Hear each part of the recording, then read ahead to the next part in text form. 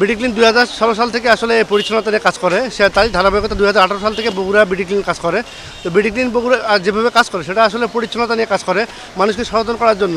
একটা অপরিচ্ছন্ন জায়গা পরিচ্ছন্ন করে সেটার মধ্যে পার্থক্য দেখা দেয় যে অপরিচ্ছন্ন জায়গায় কেমন আর পরিচ্ছন্ন জায়গাটা কেমন।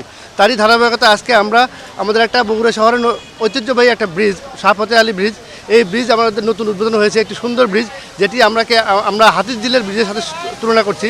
সেরকম একটা ব্রিজের নিচে আমরা যখন তাকাই তখন দেখি ময়লার ভাগাড়ে পরিণত হয়ে গেছে। যেখানে করতোয়া নদী পানি প্রবাহিত হওয়ার কথা সেখানে আসলে প্রবাহিত হচ্ছে ময়লার ভাগাড়।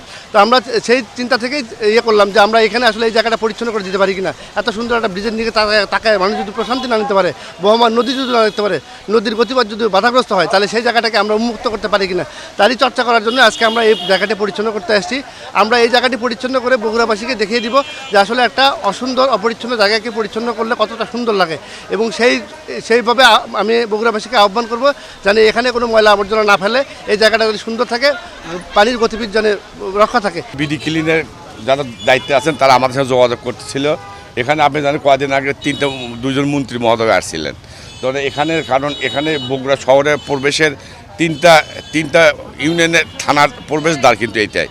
তো এখানে জিনিসটা যদি এত মানে ময়লা আবর্জনা থাকে দেখতে খারাপ লাগে জিনিসটা।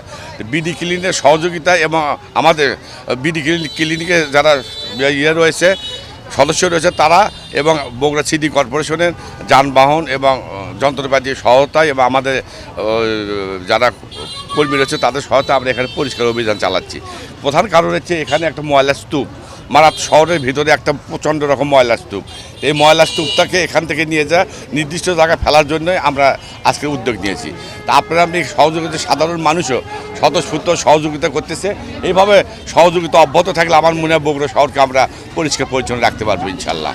মানুষ যদি স্বতঃস্ফূর্ত এগিয়ে না আসে, আমরা যতই বলি না কেন, যতই কাজ করি না কেন, ময়লা কিন্তু একেবারে নির্মূল করা যাবে না। তাই আমি সবার কাছে, সিটিবাসীর প্রত্যেক নাগরিকের কাছে অনুরোধ থাকবে আমার, আপনারা নিজের সজাগ হন। নির্দিষ্ট জায়গা ছাড়া যেখানে সেখানে ময়লা ফেলবেন না, কারণ ময়লাই যত্র ফেলার পরে পরিবেশের যখন প্রতিবন্ধকতা সৃষ্টি হয়, স্বাস্থ্যের জন্য কিন্তু ক্ষতিকর। তো অনুরোধ রাখবো যত্র ময়লা না ফেলে ময়লা নির্দিষ্ট স্থানে ফেলুন এবং আপনার শহরটাকে আপনি নিজেই পরিচ্ছন্ন রাখুন।